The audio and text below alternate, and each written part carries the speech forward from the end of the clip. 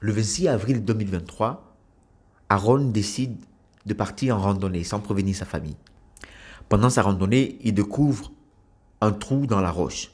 Il décide alors de descendre. Pendant qu'il est en train de descendre, il y a une roche devant lui. Il décide alors de s'appuyer sur la roche pour faciliter sa descente. Mais la roche se débloque et tombe avec Aaron. Il tombe avant et comme la roche est en train de tomber sur lui, il essaie de se protéger en mettant ses mains en avant. La roche tombe sur son bras et coince le bras contre la paroi de la grotte. Il a le bras fracassé, mais il ne peut pas le retirer. Aaron vient d'être bloqué à 30 mètres sous terre, à 300 km de la route la plus proche, sans aucun moyen de contacter qui que ce soit et sans que personne ne sache où il se trouve. Il n'a sur lui qu'un petit couteau suisse, quelques biscuits et 60 centilitres d'eau. Il va d'abord essayer de casser la roche avec son petit couteau, mais le couteau est trop petit et la roche est trop dure. Impossible. Il va alors essayer de déplacer la roche avec son matériel d'escalade. Il tire de toutes ses forces, mais la roche pèse environ 300 kilos. Aaron est déjà affaibli par la blessure. Mais en plus, son poids à lui tout seul ne peut pas déplacer une roche de 300 kilos. Alors Aaron ne sait pas quoi faire.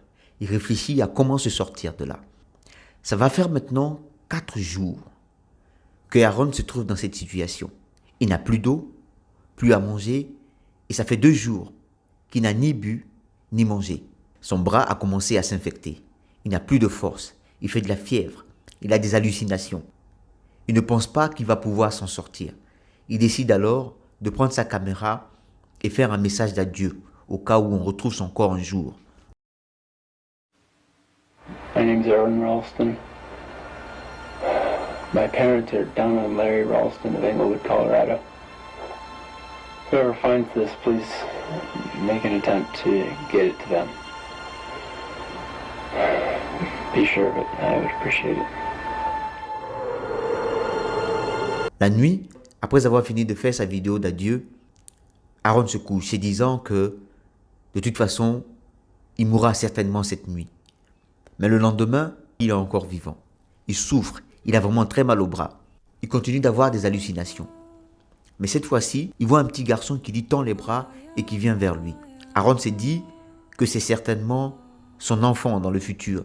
Et cette vision lui donne la force. Il s'est dit, ceci est un signe. Un signe qui me dit que je ne vais pas rester ici, je ne vais pas mourir, je vais m'en sortir. Il se lève alors et prend la décision radicale de se couper le bras. Mais comment le faire? Même si son petit couteau peut bien couper la chair, impossible de couper l'os avec ce petit couteau suisse. Alors, Aaron décide d'utiliser le poids de son corps pour se briser l'os, ce qu'il va réussir à faire avec une très grosse douleur. Une fois que l'os est cassé, Aaron va désormais utiliser son petit couteau pour couper toute la chair. Aaron peut désormais se couper le bras. Son couteau est trop petit, mais Aaron va quand même petit à petit couper la chair. Il a du mal à couper le tendon, alors il va l'enrouler jusqu'à ce que celui-ci se coupe. Quand il arrive sur le nerf, il sent la douleur tout son corps, mais il a quand même réussi à couper le nerf. Pendant 1 heure,